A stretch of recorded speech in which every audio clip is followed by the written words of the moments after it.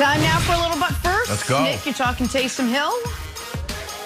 America, as Jenna tells me quite often, if you're going to commit to a bit, commit to the bit. So props to Sean Payton for responding to, Russell Wilson included us on his trade wish list. How about we give Taysom Hill the exact contract Russell Wilson has? 4 years, $140 million. Russell Schmussel, we have Taysom Hill. Now, it's all fake. They could have given him a 4-year, $1 billion extension. It wouldn't have mattered. It's going to void after this year. Just frees up cap space. They're still just paying him $12 million this year, which is about $9 million more than any reasonable team would. But I do applaud Sean Payton for fully committing to the bit that is Taysom Hill starting quarterback. Russ, wow. So, guys, over the weekend, I'm sort of goofing around playing with my little one, and she's practicing some karate moves she saw in a movie we just watched, and boom, she comes at me. And I put my arm out just like this, and in that moment, I realized my stiff arm literally saved my life. And I'm like, you know who's the king of stiff arms? Derrick Henry. So I picked up the phone, people, and I called up Derrick. This is the old school, it's more like this. Called up Derrick, and I was like, how are you so good at stiff arming? Like, what do you do? Derrick said, Jen, I got you covered. So on Instagram, he goes and he posts a video of literally how he practices the stiff arm. Balance, imbalance, one arm, two arms. As long as you're not wearing a shirt, you got to be shirtless. You too can practice the stiff arms. It's why he led the league in broken tackles last year. It's why nobody comes anywhere within that personal space. Stiff arm, boom, boom. So this weekend when my kid comes at me, stiff arm, boom, boom, without a shirt on. Just like, take that, Harper. Go ahead, Take that, Harper. Yeah, I know. MVP. Some of your life was in danger. Anthony Edwards, career high 34 last night. Some quite disrespectful plays. Yikes. I had a huge dunk. Hit this three, one of 6 that he hit, and then watch this. Watch this play. Oh, it's a replay. On Melo, while heading back on defense. Oh, no, you did Melo celebration on Melo. That's disrespectful. After the game, he says, that was for Melo. You think? I know it's for Melo. Because I remember the first time we played, he had a 3 on me and he was doing that, so I tried to get back at him. That's my boy, though. So I get it. It's a little bit of an homage, maybe, but we know it's Melo's thing. It's Melo's copyrighted celebration. Melo was drafted when you were 1.5 years old. And just historically, you might be trying to be nice to Melo. When you do someone's celebration on them, it's usually disrespectful. You know, when Jordan dunks on Mutombo and then goes like this, it's not like, paying homage to Mutombo. Or if someone hits a 3 on J.R. Smith and they go like this, it wouldn't be an homage. Oh, we missed it. We missed the J.R. Smith physical comedy. We'll get the J.R. Smith homage in just a second.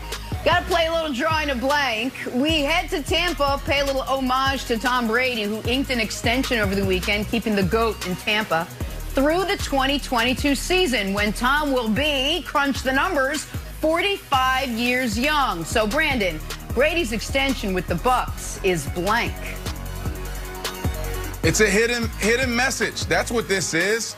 Come on, man. Like, we know he signed a 4-year extension, but 3 are voidable. So it really gives him a 1-year extension, putting him in a Bucs uniform through 2022. This is Tom Brady telling us, guys, enjoy the last ride. We got this year, then the next year, and that's it.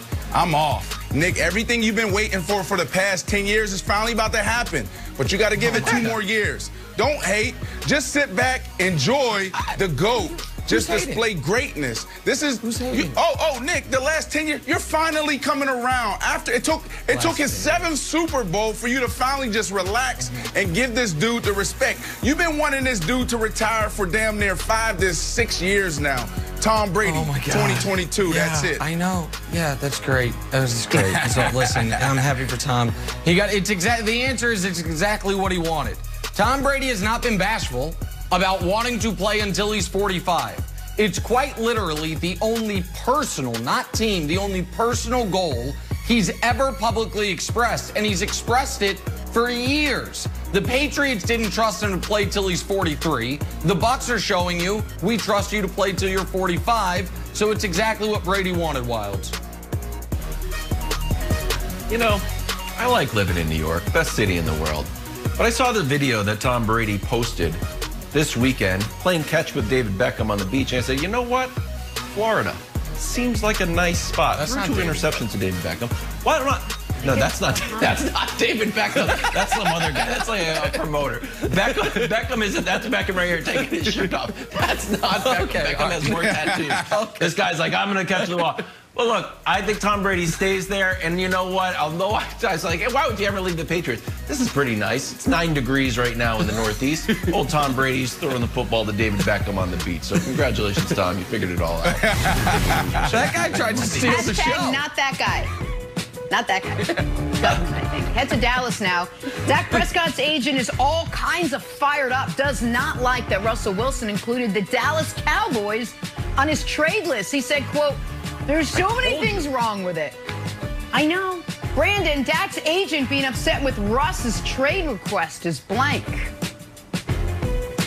Oversensitive. Todd France, I really like Todd France. There's a few agents that I've come in contact with that I truly built relationships with. Todd France is excellent. All you young football players out there, if you're looking for an agent, this could be a guy that you can interview. But Todd, you've been around the block, literally. You played the game, and now you've been managing players at the highest level for years. You know this is a ruthless game. You know this is dirty, and a lot of this is on you. If you would have got this deal done last year, then Russ would have never been put in a position to look at the Dallas Cowboys. So I would say that he's oversensitive because he knows the business of the NFL. Wow. What a drive-by on Todd France. I'm about to have a drive-by on my colleague real quick. Hey, Wilds, if New York's the best city in the world, you should consider moving here from wherever you live, an hour outside of the city where there's a beach. It's either here or there. All right. So Wilds taunted me this week and showing me pictures of the beach at his house. Like, you have a beach at your house? All right, back to the point. This reminds me of Hollywood drama. From the moment that Dallas was listed, it reminded me of some Hollywood celebrity going on some zany morning radio show, and they're like, hey, do you have a celebrity crush? And they're like, yeah, I gotta tell you, I really like Jennifer Aniston. And they're like, oh, Us Weekly. He's got, like, she's in a relationship. Are they trying to break each other up? It just reminded me of great tabloid gossip. I don't know why I went Jennifer Aniston there, where it's like, wait, you say you like that person, but that person's in a relationship. You say you like the Cowboys have Dak. So I understand why Todd France was a little put off by it, and I like the Hollywood drama coming to the NFL. I encourage more of this. Someone should say they want to play quarterback for the Chiefs. Just put that out there. I don't know who. Someone should say it and see what the Chiefs say. I want to see it. Well, I want to see it. Russ should say it. Russ should say he wants to play for the Chiefs or the Bucs. Just add some more drama to it. In fact, I want this drama to crest. Because when you look at who the Cowboys play next year, they have 2 of Russ's destination opponents. They play the Saints, where Russ wanted to go, but that won't work. Play the Raiders. But you also have a 17th game, a mystery opponent that we don't quite know what's going to be.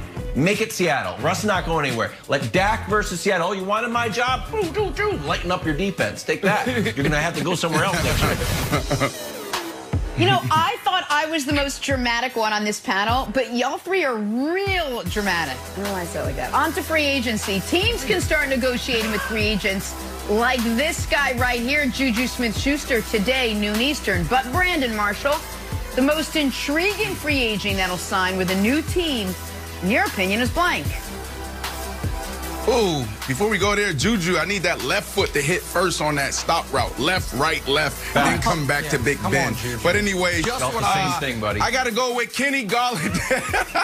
I love Juju. I love Juju. Maybe Juju's going to be in Miami. But the guy I'm going with is this one, Kenny Golladay. You see, he just did it. Left, right, left. Come back to the quarterback, catch the ball, get upfield. Shoulders over your toes. But Kenny Golladay, he was injured last year, and it was kind of a chill year for him because of COVID. So he took it easy. But before then, he had back-to-back years over 1,000. This is a game changer. This is a dude that can come in right away and can easily give you 1,200, 1,300 yards a year, 10-plus touchdowns. He's a deep threat, but he can do it all. The whole route tree is available. If I'm Deshaun Watson, I'm calling this dude like, bro, hold off. There's some movement, you know, but I need you to go here because you and I together would be devastating to the NFL. And then also, if I'm the Miami Dolphins, I'll look at it too. And then then also you got teams like the Green Bay Packers. Don't think they'll make a move like this because it'll probably cost you around $20, $21 million a year. But this dude is a game changer, and everybody need to look at him. Wilds, I'm debuting a new character. Colin has Uncle Colin. I'm going to debut Nephew Nick. It's your pain in the butt, smart aleck nephew that tells you anytime he was right. Nephew Nick is here to remind America. Last week, when everyone was freaking out about Aaron Jones not being franchise tagged, old Nephew Nick said, I think he's going back to the Packers. And that same day, Nephew Nick said, oh, Shaq Barrett's got a deal in place with the Bucs. I'd like to see him sign it. Well, free agency opens in a few hours. Hadn't signed it yet. So the answer is Shaq Barrett. Oh, the Bucs had the perfect offseason. The Bucs brought everyone back except for the #1 guy they wanted to bring back, who still is not back. So Wild's Nephew Nick is here to remind you we called this early. And by we, I mean me. And I love this character already. It's not going to get annoying at all. Nicholas, do you remember when I break out this character? I wear glasses and I have my wonderful bird and I talk like an accent. That's a character. I talk differently and I'm a whole different person. You being annoying and telling people when you were right is not a character. That is called yourself on TV. My answer is Clowney. Jadeveon Clowney. I'm not saying he's a guarantee, but he's certainly intriguing. Was in the Pro Bowl 2018, played 8 games with the Titans, made a bunch of money, didn't really do much. Had 0 sacks, had 4 tackles for a loss. But I am interested, and if he could have sort of a renaissance, get back to Pro Bowl form. Is it going to be with the Titans? I don't think so. I'm surprised Vrabel wasn't able to get him back to that level. So I think the most intriguing free agent is Clowney, Jenna.